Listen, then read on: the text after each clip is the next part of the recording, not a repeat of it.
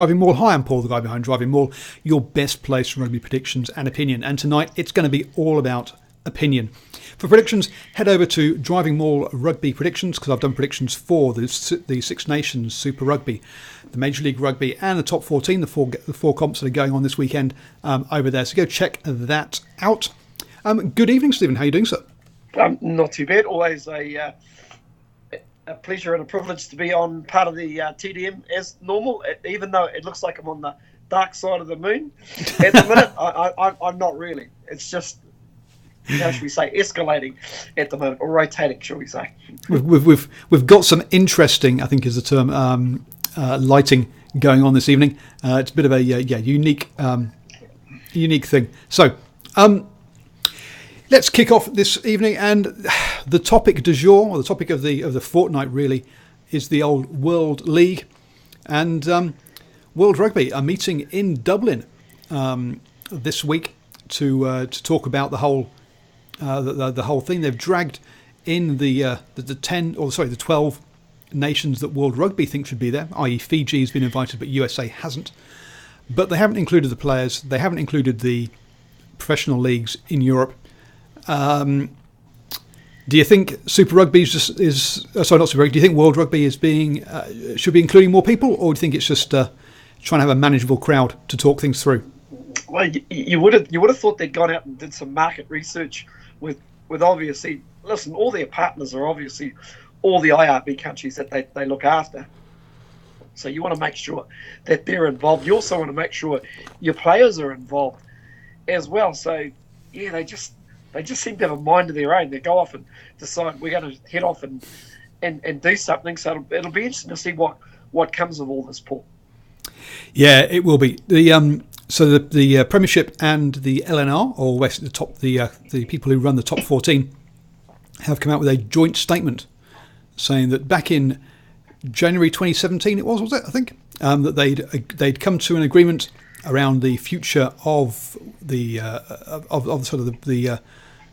world sort of calendar, and that this was against that, and they would have to consider all of their options, which if it encroaches in on their competitions, which i.e. the November window would, I guess they're talking legal action, aren't they? Yeah. It's got that.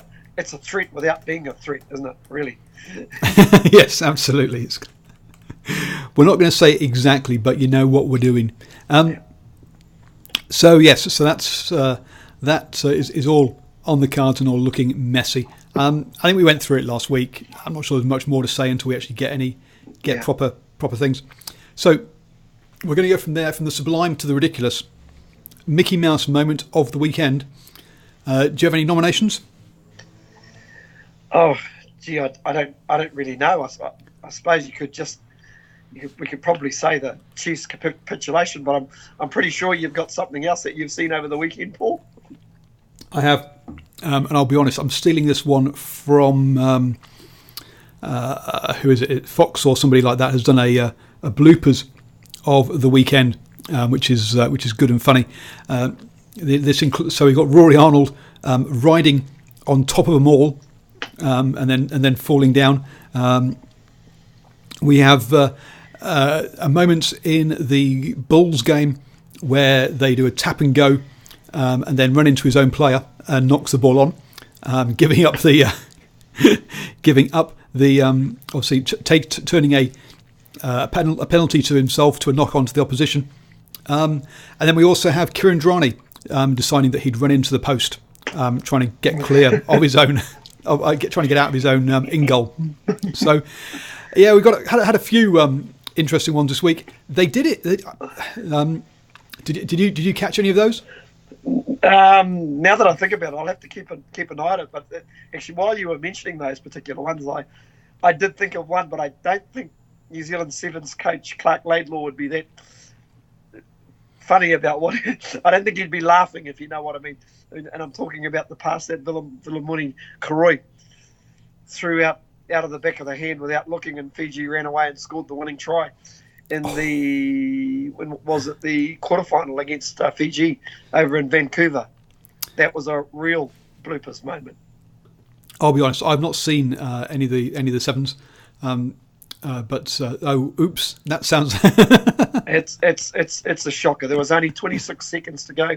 Basically, all they had to do was really hold on to the ball, and he decided he should just fling a pass out the back door, which basically bounced into open ground, picked up by one of the Fijian players, who in turn found one of the more quicker guys on the paddock, and it was all she wrote. Dear me.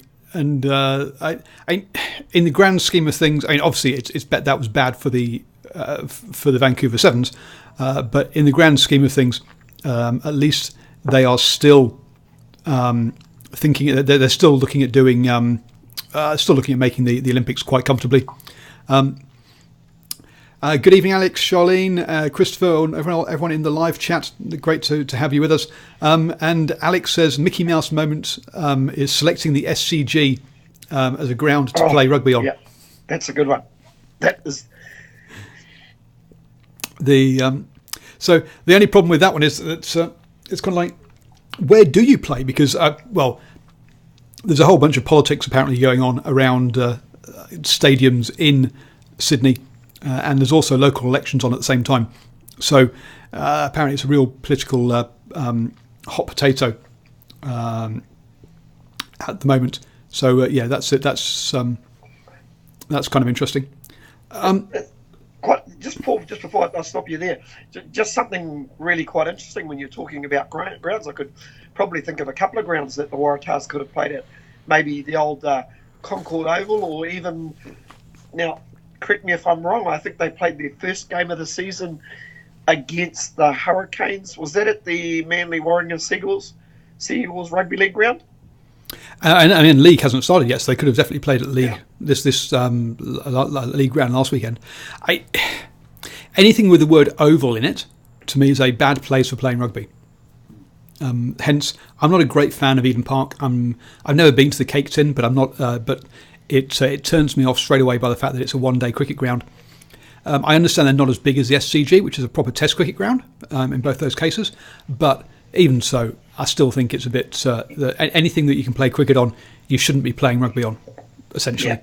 Yeah, I agree. You should be right over the top of the action, and that's what I really like about Waikato Stadium, North Harbour Stadium, Toll Stadium up in Whangarei. You're not too far away from the action, although there is a little bit of a gap between the main stand and where the actual ground is, and even Addington Showgrounds down in Christchurch. Not the biggest ground, but it's quite a boutique little ground where you're close to the action, and the atmosphere is really good value.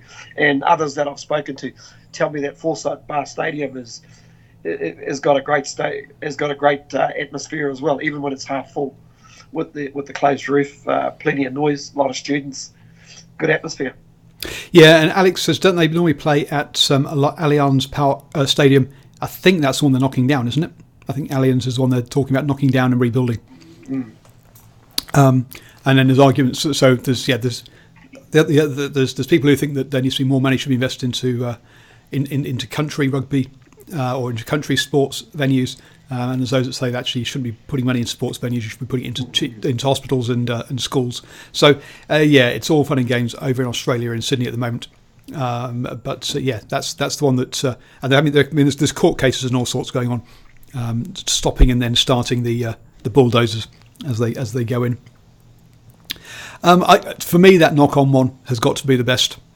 To take a quick tap and then run into your own player and drop the ball, knock the ball forwards, is an absolute one of the weirdest ones. Coach killer.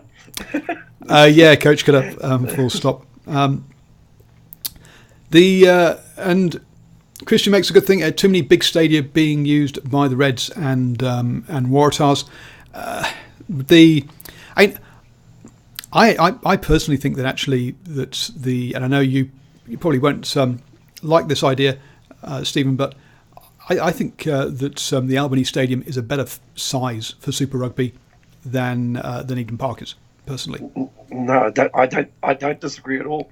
I think it's a natural rugby stadium, and listen, no matter where you are there. In fact, if you're in the top deck of the main stand, it's about as good a view at any stadium in New Zealand. It's a great place to watch. Probably only the top, I think, what do we call it? The South Stand at Eden Park, very top deck, is also a great view as well, where you can look right down on top of the action. Oh, we different opinion. I like to stand behind the posts and see the running lines, whereas I don't like actually the side on view, which is good because those are the cheapest tickets. Oh dear. But no, yes, exactly. I think there should be that. A bit like Test cricket has headed away from the main centres and gone to the country grounds that are a bit smaller. I think Super Rugby should get out of the big stadiums. That I think that the Cake Tin is too big as well, and I think the Cake Tin and the and Eden Park should probably be saved for knockout rugby only. Yeah, well, we saw the Hurricanes play. Now I'm just trying to think who they played down in Palmerston North. Brumbies.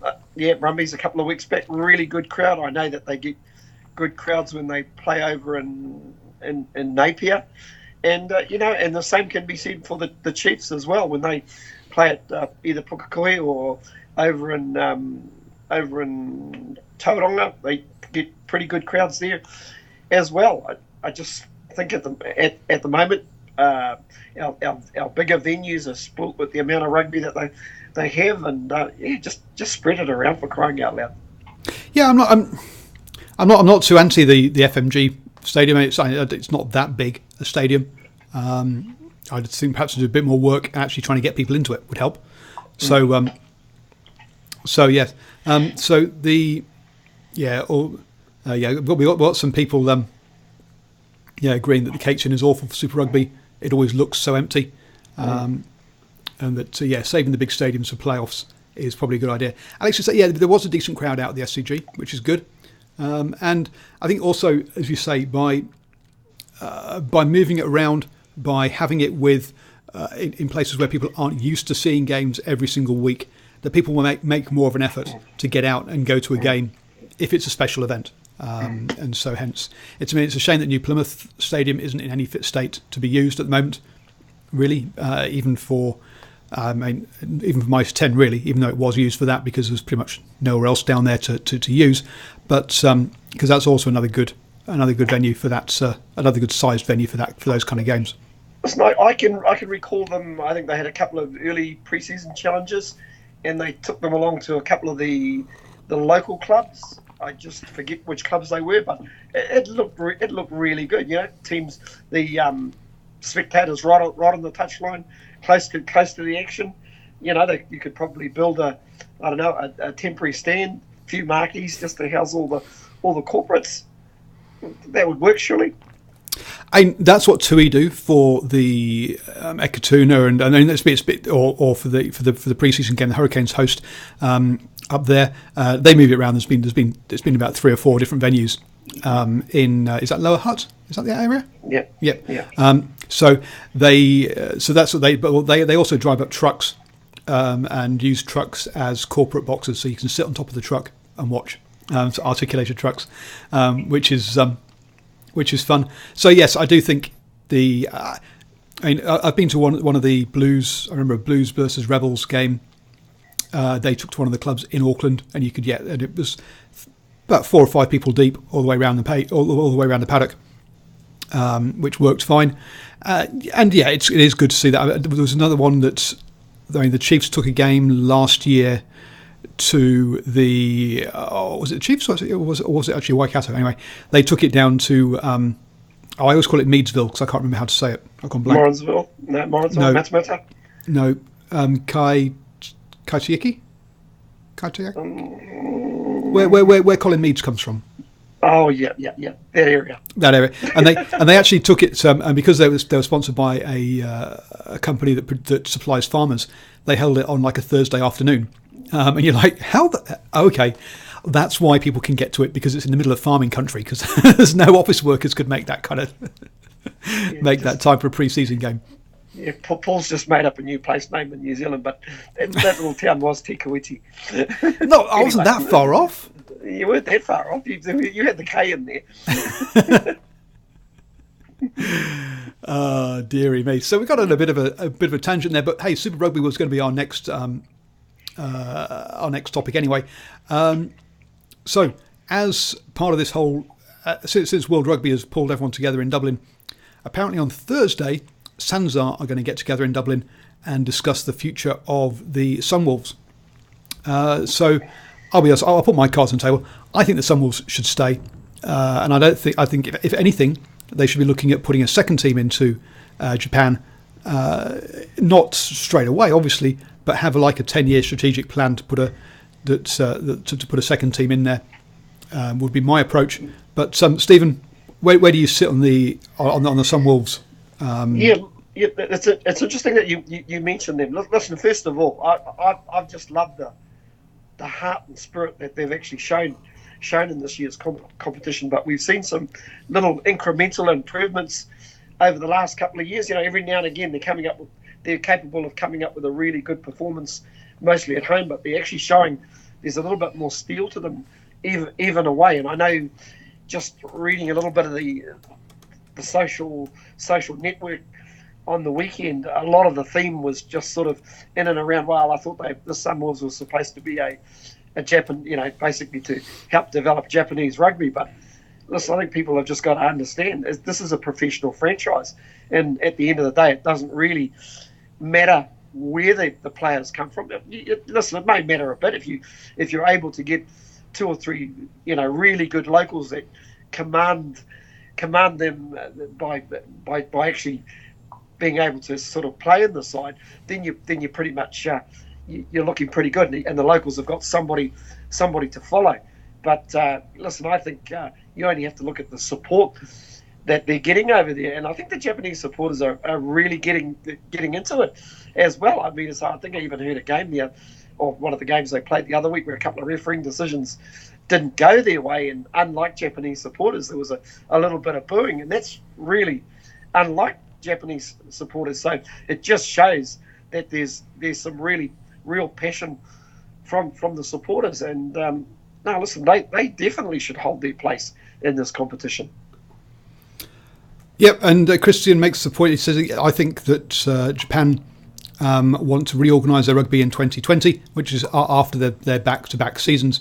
And I think one of there's 2 sides. One of the reasons that there are very few Japanese players in there currently is because the Japanese international team is away on a pre-Rugby World Cup camp for the first 5 weeks. So from week 6 onwards, we are going to see, so not next week, but the week after, we're going to see a much more Japanese Sunwolves side, and people won't be complaining about it quite so much. So it is Charlie said it should be a feeder for their national side, and it is. That's why they should stay. The problem up there is, if you talk to Richard Freeman, he's a great believer that they should get away from the companies-based teams where basically employees are forced to turn up and support the side, rather and go to regional teams where there's much more. Where it's much more you turn up because you want to turn up and support your region, and that's what we've seen with the Sunwolves. It's not a company side. It's Japan's sort of regional side for Super Rugby. Now, there is a problem with that, in fact, the funding and release of players. And what I would do is try and offer the companies to have a 45% stake in the Super Rugby franchises and and look at having a second one, so that they're actually bought into it. They do have a problem around the what's the word I'm looking for? The fact that they are in the Northern Hemisphere, and trying to fit in a Southern Hemisphere season into a Northern Hemisphere weather doesn't work very well. So there is that problem as well, which needs to be sorted out. And it's one that Richard Freeman's pretty vocal about. And if you're interested in your Japanese rugby, he's the best English writing or English speaking commentator on Japanese rugby. Just so people know where everyone stands, Australia and New Zealand want to keep the Sunwolves for commercial reasons. Obviously, if you look at Waratahs, for example, Daikin and they've got a second Japanese sponsor, and they're like the it's like whether they'll lose, well, not necessarily lose it, but not gain extra Japanese sponsors, commercial partners if they drop Japan. But South Africa would like to reduce the amount of travel they do, and hence that's why they would like to drop the Japanese from that. Paul, we're coming up to round 5 this weekend. Am I to believe that most of the Japanese players who have been involved in the training camps will be back for the Sunwolves? I think they're back in round 6. I think they missed the first 5 rounds. Wow. So this weekend they're playing the Reds. So it's going to make picking in round 6 really difficult for the Sunwolves, unless that's a bye round for them. In which case it'll be round 7 because the team could could change entirely. Well, now that game, that's a home game against the Reds, so gee, you'd almost back them to take that out. It was a really tough one to pick because you got the Reds. I mean, the Reds haven't won a game all season yet, so they're getting a bit desperate for that. So. It's going to be interesting to see how that all pans out. I'm a great supporter of, or well, not necessarily a great supporter. I support the inclusion of the Sunwolves, definitely. And I was about to say, and what about the future of the Jaguares? Well, since Sanzar now includes Argentina but doesn't include Japan, Argentina get a vote at the table, which makes it very different. Very good. So I think the future of the Jaguares is fine.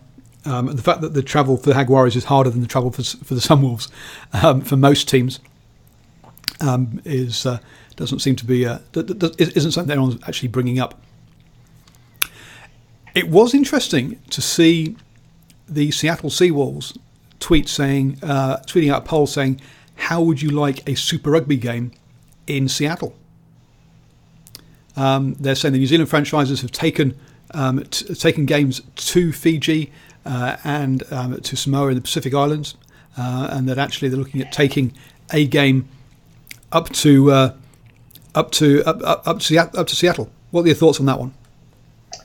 Well, I'd like to see some of the market research or see what sort of response that they get. It's a real long way. It's a long way away, but anything that's got anything to do with money, I guess, Paul, that's probably going to be the underlying factor at the end of the day. It is a long way away, and it's also a really it's also a strange time zone. I guess it probably is similar to Argentina. I haven't actually checked out where what the differences are in time zone. And that's one. So Jaguares' home game is about 10:40 in the morning, in New Zealand time, which kind of works for me. So I'm all comfortable with it. But and to be fair, that they have been selling out. The Seattle Seawolves do sell out their home games up there in Major League Rugby. And this last weekend they hosted. I think they hosted the USA versus Canada game up there as well. So it is a bit of a rugby hotbed up there. Yes. From a time zone perspective, it might be better off taking a Jaguares game up there than a Kiwi game. Mm. Yeah, good point. So we had 3 debutants for the Blues playing this weekend up in Albany. The numbers 297, 298 and 299 in Marcel Retina, Lua Lee and Levi Amua. So Levi Amua was number 299. That means the next player who debutantes for the Blues will be number 300. So I just thought we should mark that milestone. Any idea how many players have played for any other rugby franchises? No, I've got absolutely no idea. Enlighten me. I haven't actually. It's one of those things that it's like I wish I'd done the research. Are you asking me? Exactly.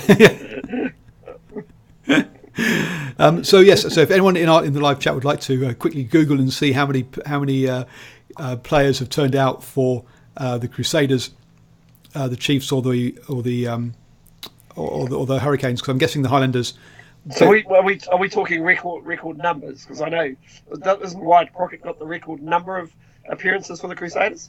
Oh no, I'm talking about cap numbers. So how many different players have turned out have got on the pitch? Oh, right. Numbers. I reckon the Crusaders probably in recent times haven't had a huge turnover. Last 2 or 3 years, I guess. That'd be interesting. I'm picking it probably the Highlanders. Did Super 12 have 5 teams initially? Did yes. they all? So they all started at the same time. Yeah. Well, in the early days of Super Rugby, it was always the Highlanders who always seemed to get the, should I say, the off-cuts. They didn't quite have the depth down in Dunedin, so usually they were pretty much players pulled from all over the country. And to be fair, I don't know if a hell of a lot has changed. So yeah, it looks like, assuming those are those are cap. Actually, no. I'm just seeing if these are cap numbers or not. It says prop 222. So does that mean Harry Allen is the? Okay, no, this isn't making a very good show. What we'll do is I'll figure it out for next week as to how many different players have played for each of the different franchises. But I thought it was interesting to see that the Blues were about to reach 300 at some point in the season. We're rattling through the topics today. Elton Yankees is the second player to reach second South African, to reach 1,000 points in Super Rugby. So a hat tip to Elton Yankees. Well done, sir. So where do you sit on him? Do you think he should be the first choice Springbok 10 or are you a Pollard fan? Yeah, he's a bit of an enigma. When he's on, he's brilliant. I personally don't see him as a starting first five. I'm probably more I think Henry Pollard is when he's on, and now that he's recovered from all his injuries, I think he's an amazing footballer. And I definitely rate him ahead of Elton Yankees. Yeah, Yankees is a player that is a player that you think you can get after, but give him front foot ball and a bit of time, and he can cut you to pieces. Yeah. He's that kind of player. They announced the Mitre 10 Cup schedule recently. One of the tournaments I like because I get a media pass to these games. Me too. So most places, such as Waikato, Auckland, those two feed you some nice food. Counties Manukau, because they're sponsored by, or last season because they're sponsored by a donut company, Krispy Kreme. You got 2 boxes of Krispy Kreme donuts between about the 4 of you in the press box. The other places perhaps could do it up in their catering because it's non-existent, to be honest. But do you get fed up at North Harbour? Yeah, I do. We get it. They usually. I know when I'm calling games, the Taniwha games, they always put on a good spread. There's either a ham or a roast. So there's a few different options you can make into a sandwich. But as you know, the halftime breaks are only about 10 minutes, so got to make it pretty quick, or else you miss out. God, I didn't know that. I missed out on that. You're gonna have to show me where it is next time. Absolutely. Deary me, I missed. Oh, geez, that's quality. I might have to miss most of the second half. So anyway, a couple of points to note. Ranfurly Shield, which we'll probably talk about first. Do you know who's got the first Ranfurly Shield challenge? Just remind me who the holder is again. It's Otago. Otago's holder, yes. Otago. I would imagine Otago would probably take it on the road. Oh, they'd probably take it up the road to either North Otago or Mid Canterbury or South Canterbury. One of those guys. Thames Valley. Thames Valley. Whoa. Serious? So they're taking it on the road to Thames? I don't think they're taking it on the road to Thames. I think Thames is travelling down there for a pre-season game. Oh, right. Fair enough. And on the assumption that they win their 2 or 3 pre-season games, which, let's be honest, they should. Their first real defence during the Mitre 10 Cup season. Any guesses? Now they are in the championship. So that would probably be either Manawatu, Northland, probably Hawke's Bay, probably one of those ilk sides. So I'm thinking maybe I'm just trying to think maybe Northland have got a challenge in there. They might do, but the first challenge in week 2 is against Southland. So it's a nice derby game between Otago versus Southland. In round 2 is the first Ranfurly Shield defence. I've not really tracked it after that. I've just kept an eye on the first one. So Thames Valley are going to get a shot, who went well in the Heartland Championship last year. In fact, they won the Heartland Championship, didn't they? Yes. So that's probably why they've been given the honour of a Ranfurly Shield Challenge. That seems to me, I think that should become official. That if you win the Heartland Championship, you get the first pre-season Ranfurly Shield Challenge the year after. Yeah. I think that would be a nice little bonus for the side that takes out their competition. Yeah. So well done, Otago, for inviting them down for that. I did have a chat with the general manager for Otago before they announced actually last year, about what his plans were for the Ranfurly Shield, and he actually said that Southland was the side they wanted to do it because they wanted that derby, that derby aspect to it. And then he said that they'd had a few cheeky requests from Mitre 10 Cup sides saying, hey, can we have a Ranfurly Shield Challenge before the Mitre 10 Cup season?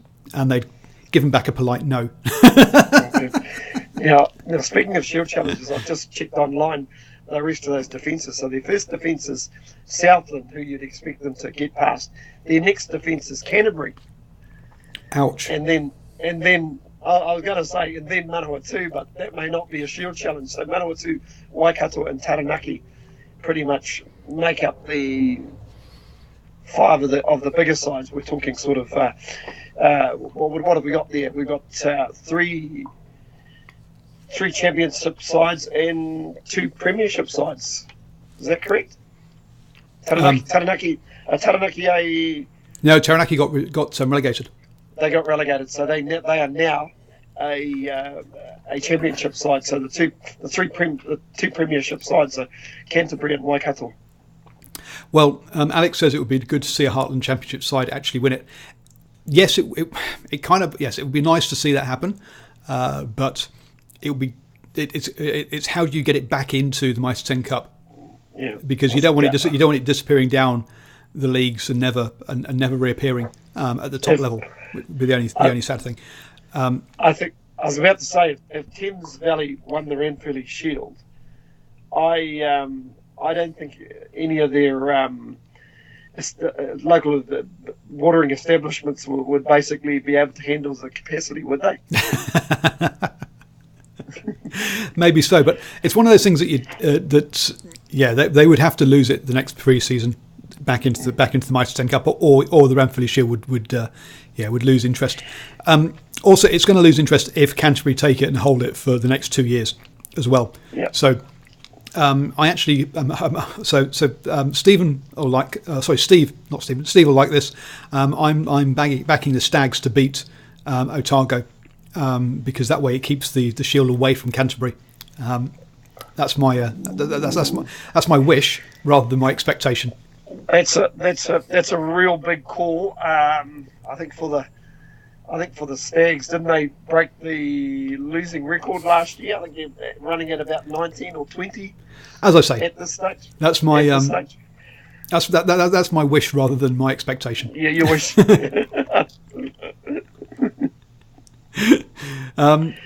Alex is saying Taranaki will nick it. We'll see. if they do, they won't hold it for very long. Or that's what history says anyway. Um, Oh, man. the That's if they get past Canterbury, Manawatu, and Waikato. Wow.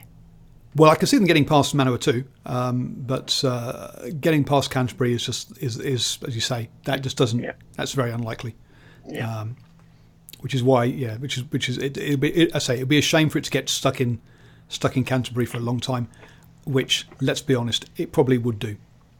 Well, it'll be a day that we all become Otago supporters. Yes.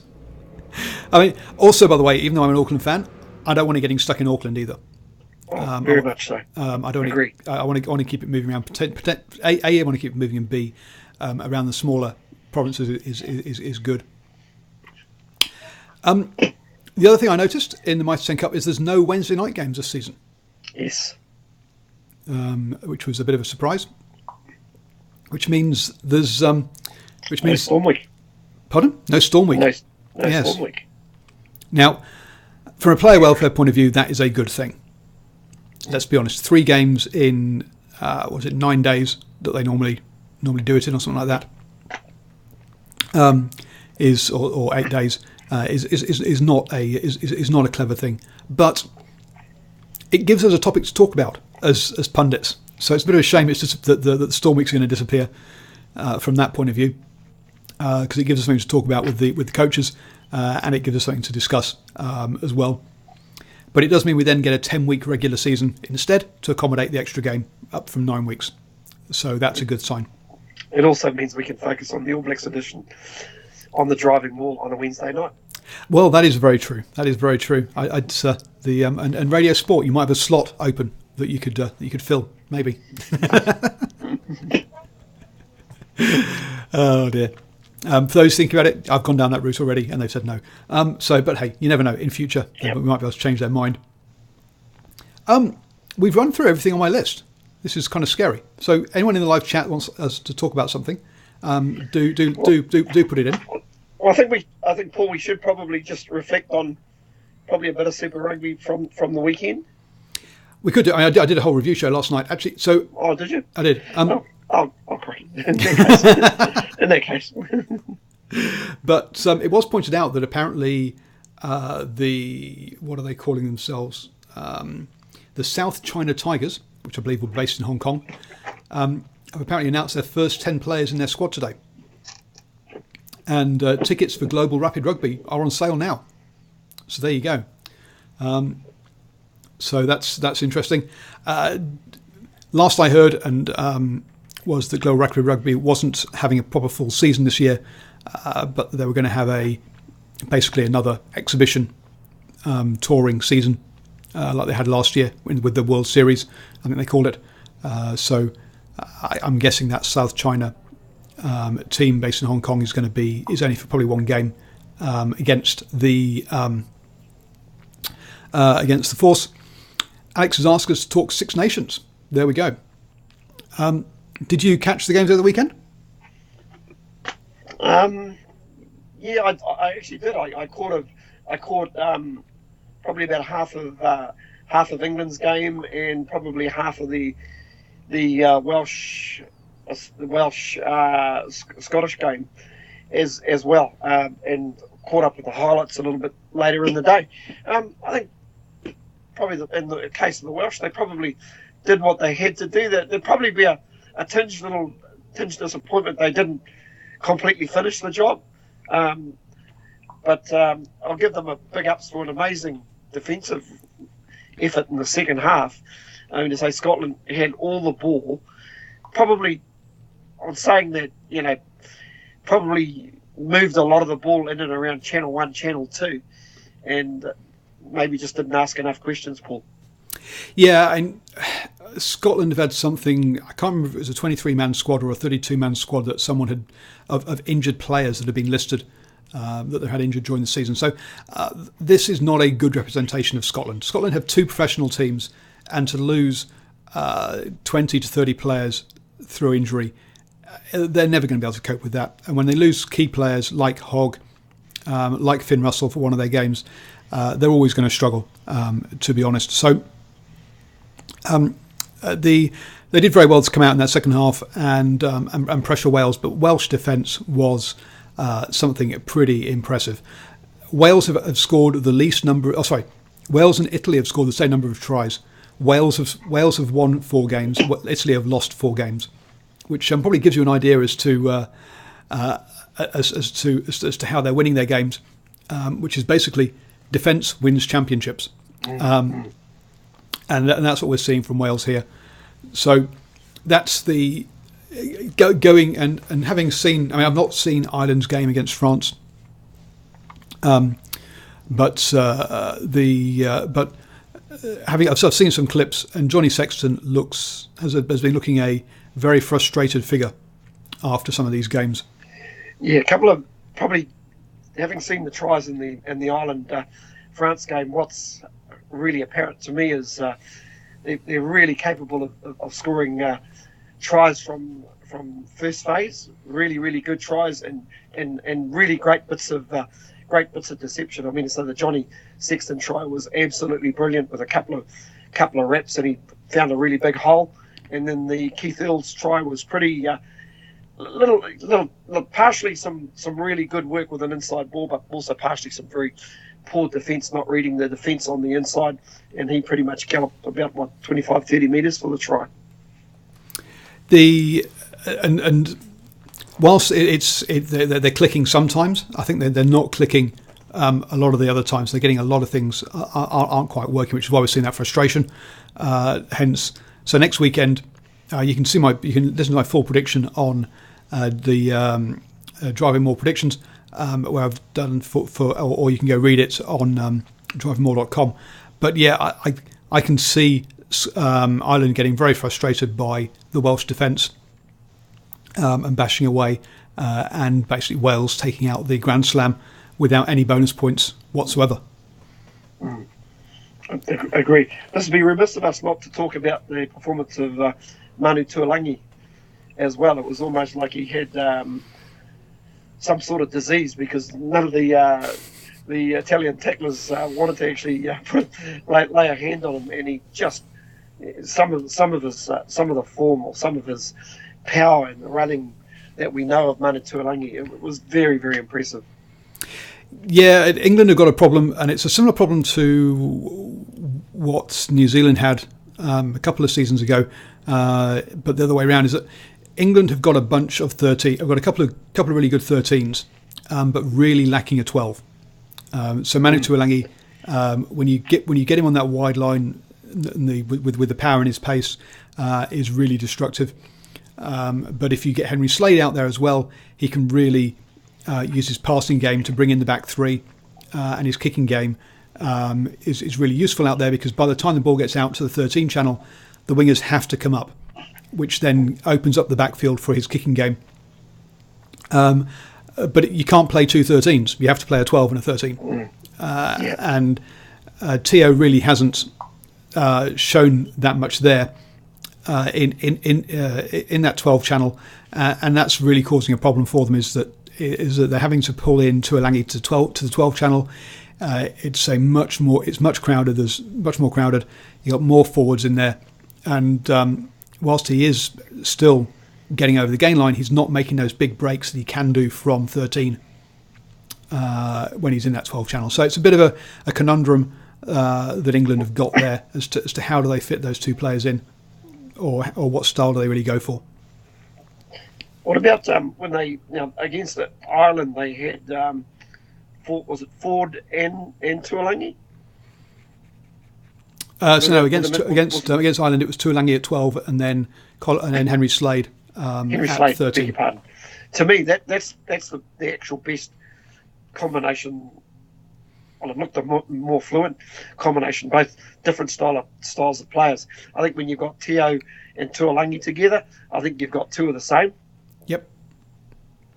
But it was brought up I was listening to the Maul Over podcast earlier, that this really gives Elliot Daly the opportunity to inject himself in the line off either of their shoulders, because they're always going to suck in defenders. Yeah. No, good point. I've got to ask, because it was obviously put out there by, I think it was Sir Clive Woodward, who mentioned Joe Kokinasinga, the big Fijian boy, labelling him the next Jonah Lomu. I'd be really curious to get some of the thoughts of some of the punters out there. Oh, dearie me. Again, I just haven't bothered with the Italian games, the Six Nations, to be honest with you. When you're trying to watch 7 Super Rugby games, and then fitting in the so I watched the Ireland. I got up early to watch the Wales Scotland game, and I slept through my alarm for the Ireland France game, unfortunately. But look, naming somebody after 1 or 2 caps as the next blah blah blah XYZ really is a bit of a joke, to be honest with you. Let's see him against some serious opposition as well, rather than just against Italy, which is a bit harsh. But they aren't. They're not a Springboks. They're not a Wallabies. These are the teams that Lomu did lots of damage against, and England, obviously. But from what I hear, he had some real bits of some pieces of sublime skill, collecting balls that he perhaps shouldn't have done because he is such big. He's got such big mitts and he's such a big player. And yes, if he gets shifting, he's going to be hard to stop. The big question about John Lomu always was, also defensively as well, is can you turn him? So I'd like to see a team try and turn him and see how well he responds to that and how his positioning is, to be honest. But he's only a young guy. He's only 20 odd. He's only early 20s. So he's got a lot of time to develop and to build that awareness. From what I understand, he's a very unselfish player. So even when he could bash over players and potentially score, he's happy to pass the ball and let another player go in. But yeah, I know there was a lot of talk, and you'd never like to make comparisons, but I remember when Matt Banahan first came on the scene. What's he, 6'7", big guy, and there were similar comparisons being made as well. You know, they probably just looked at a really big guy who could run fast and thought, well, hey, this is the next Jonah Lomu. Well, he also used to be a second rower. They converted to the wing. So, cheapest. So yes, that was so yes, interesting one there. Alex asked us who was the Welsh defence coach. Sean Edwards, ex-England rugby league legend, who's come over to coach in rugby union and done a fantastic job as a defence coach. Alex goes, the half dozen tier 2 times are ranked higher than Italy. Yes, there are sides that are ranked higher than Italy, and but you've got to remember, Georgia are ranked higher than Italy, but Italy still beat them. One of the reasons that Italy rank further down is that they lose all their games because they're playing better teams. So in a real ranking, I think they'd be a couple of places higher than they really are. They're still not a great side by any stretch, but they are improving. They've rebuilt their entire national setup from grassroots down upwards over the last 4 years, and that will bear fruit in the next 2 or 3 years. So they are going to there is going to be a step change in the Italian performances pretty soon. It's coming, but it takes time for these things to bear fruit. Speaking of Georgia, I see the president of the Georgian Rugby Union came out and fired a few broadsides at the International Rugby Board. Has he got a point?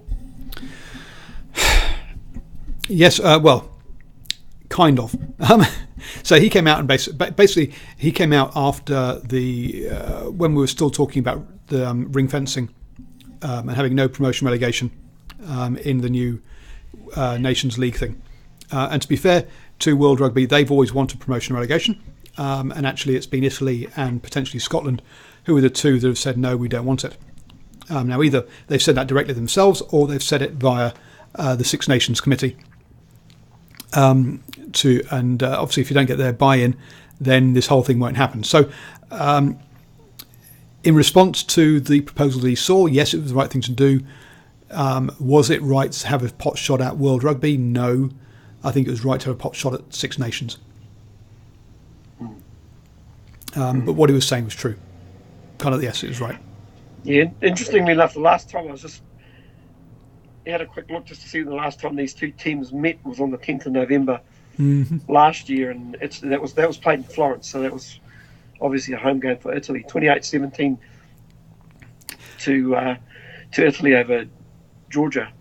Yeah, and it was a comfortable 28-17 as well in that game. So, yeah, if Georgia have never beaten a Tier 1 nation.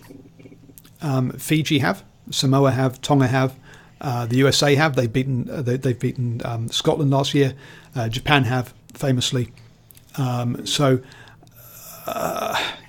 me, I think Georgia are not the next cab off the rank to be a Tier 1 nation.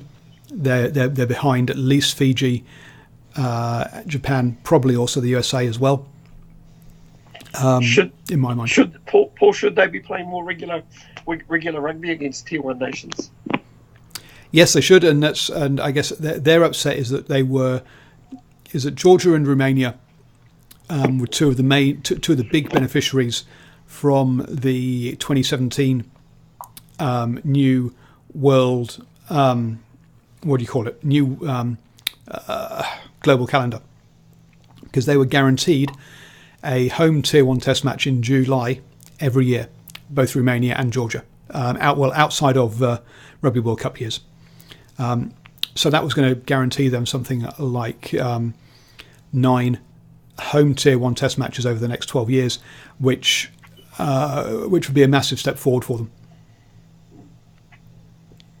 them. So yeah, that's yes, they should, but how do you fit that in? And I think should we go down that route with only 8 minutes left? Maybe we should. Okay, rabbit hole. We could be here a while. First up, World Rugby. Oh, sorry, and this is not World Rugby itself, but okay. Rugby as a whole is basically heading towards bankruptcy. They're about to World Rugby. So not World Rugby itself, but rugby as a whole is about to start is heading towards some pretty financial big issues. So we've already had New Zealand Rugby Union come out and say that post this year, they're going to start running unsustainable deficits. We've got the Six Nations, which has taken a massive sponsorship cut by replacing NatWest and RBS with Guinness. We've got the European Club Competition, which is can only find one out of its 5 sponsors, and that sponsor's not paying as much as it used to, which is Heineken. Heineken used to pay more for the Heineken Cup than they do now for the European Rugby Champions Cup. So the sponsorship market is very soft. The TV market is about to go is also on the way down. Fox in Australia has already spent most of its money that it has for sports rights, so they're not going to be paying as much for Super Rugby next time. The last Super Rugby contract went up because BT and Sky in the UK were having a fight. That's not happening anymore, so they're not going to get the same cash out of Europe for Super Rugby. The Sky TV in New Zealand, whilst they might come up with it, whilst they might have a bit of a fight on their hands with Spark Sport, we'll have to wait and see about that. Their share price has dropped well out of the top 25 in the country, so everyone knows that effectively they're dead, and it's just a matter of time before they go bankrupt and cease to trade. So they're not going to have as much money to spend on Super Rugby rights next time. So not only are the unions and the competitions taking a cut on sponsorship, they're going to about to take a cut on TV rights, and we're also seeing, outside of Europe anyway, decreasing crowds as well. So at the moment, the whole of rugby is heading towards a real financial issue coming up. Wow, doesn't paint a good picture. Sorry to leave people on a depressing note at the end of the show. So what my answers are that they need to embrace social media better as well. So Christopher says actually the European Champions Cup now has two sponsors, Heineken and Turkish Airlines. Well, Turkish Airlines will not be paying top dollar like they were hoping to when it first came along, and they're still they're still down on the 5 they were hoping to have.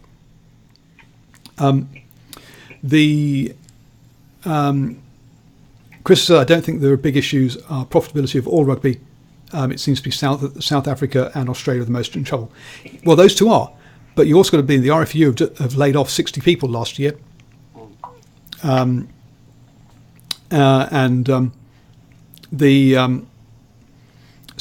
the 11 out of 12 of the Premiership rugby teams all make a loss. So basically, they're all reliant on millionaires who are happy to lose money. There's a similar thing happen in France. Whilst it's not as bad a situation, there are similar things happening there. And we look at how Toulon operates. There are some. Unless the players are willing to take pay cuts, there's going to be some tightening of the belt somewhere along the line in the next couple of years, I think. Paul, I was going to say with these really wealthy club owners, these sort of things can't carry on forever. Once these new owners either move on or pass on, all of a sudden you're looking for another donor, aren't you? You are at the moment. That's not a problem. They are finding them. So at the moment it's not a big problem. I mean, Gloucester was sold recently as well. The millionaires aren't. I mean, Christopher makes the point. Yeah, the millionaires aren't leaving the game. They're not leaving the game. You're quite right. But unless you want to see, most rugby fans like the fact that the international game is preeminent currently. But the unions, are heading towards financial difficulties, and if they're going to be relying on the millionaires, then basically the club game is going to take precedence, and that basically means the club game in England and France is going to take precedence over the rest of the world. Yeah.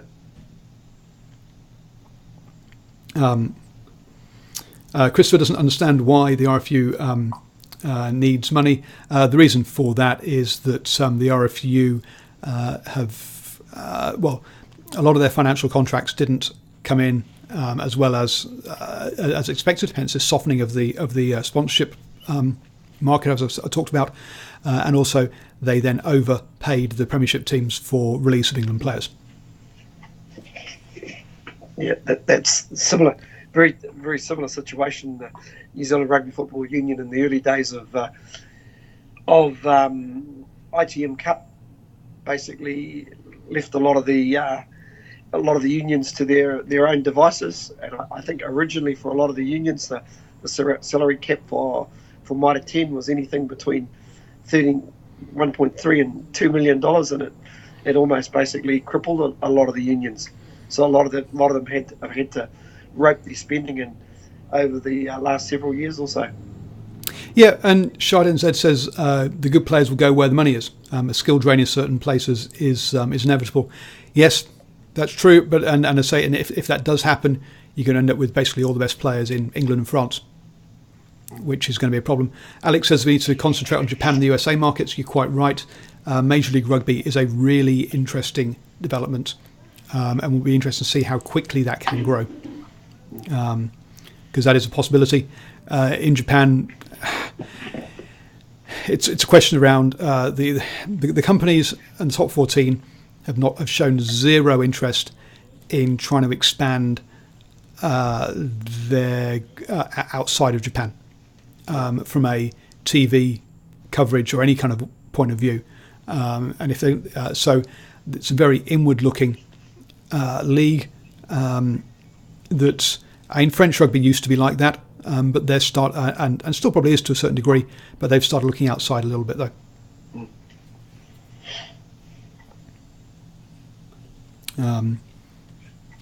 So yeah. Fabulous. Well, that comes to the end of the show. But actually, before we do that, which game are you most looking forward to this weekend? I think I'm looking forward to a couple of teams. Well, one team's been unbeaten in 19 games, and the other team, the Highlanders, haven't been beaten at home in 15 games. So somebody's going to have a losing record after Saturday night, unless it's a draw. Maybe we should see what the draw is playing on the TAB, but definitely the Crusaders Highlanders game. Or the Highlanders Crusaders game. Yep, it's down in they're the home side, so that does jump out. I'll be live straight after that game with my post-match reaction, so do join me for that. I'm thinking about heading down to the Zone Sports Bar to watch it as well. So if you're in Hamilton and would like to join me to watch the game, then let me know.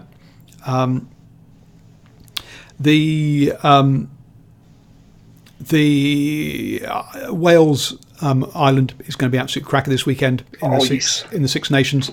I'll be live after that game with balls.ie and .ie. Yep, that's somebody from Ireland to do post-match reaction of that game. That will be that'll be a cracker.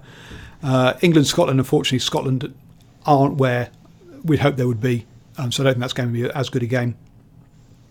Similarly with the Chiefs Hurricanes, is that the Chiefs have just been so dire that it's the other interesting one for me actually is in Super Rugby is probably that Lions Rebels. It's good. It'll be interesting to see the Rebels on the road and see how they do against over in South Africa. If they can win that game, then suddenly they become pretty serious contenders. Yeah, it'll also give us an inkling if there has been a lift in Australian rugby as well. The more we see that, we've seen some improved performances against a couple of the New Zealand teams, but let's see what they can do on the road in South Africa. I agree. Yeah, exactly. Just very briefly then, Chris, it's true that Japan, Korea and Hong Kong have been asking for teams in the leagues for years. So that should be, expansion into Asia and Rapid Rugby could be the answer. Who knows? Twiggy, please come rescue us. Perhaps that should be the title of the show. Twiggy, please come rescue us. Stephen, thank you very much for joining me this evening. And not a problem. All will be revealed after Thursday, no doubt. No doubt. Now, please pass on our best to Mrs. Harrison on her birthday tomorrow. So happy birthday to her. No problems. Will do. 21 yet again. Yeah. So thank you all for joining us. Don't forget, if you're watching the recording, up there is how you subscribe to the channel. Down there is how you go become a Patreon and support me to bring you this content for free. Plus, get exclusive content such as my view on a 5-week Six Nations that I'm putting out tomorrow. Sorry, I recorded it today, but it's scheduled to go out tomorrow. Over there, up there, and down there are 2 videos that the artificial intelligence here at YouTube say will adore. So please go and check that out.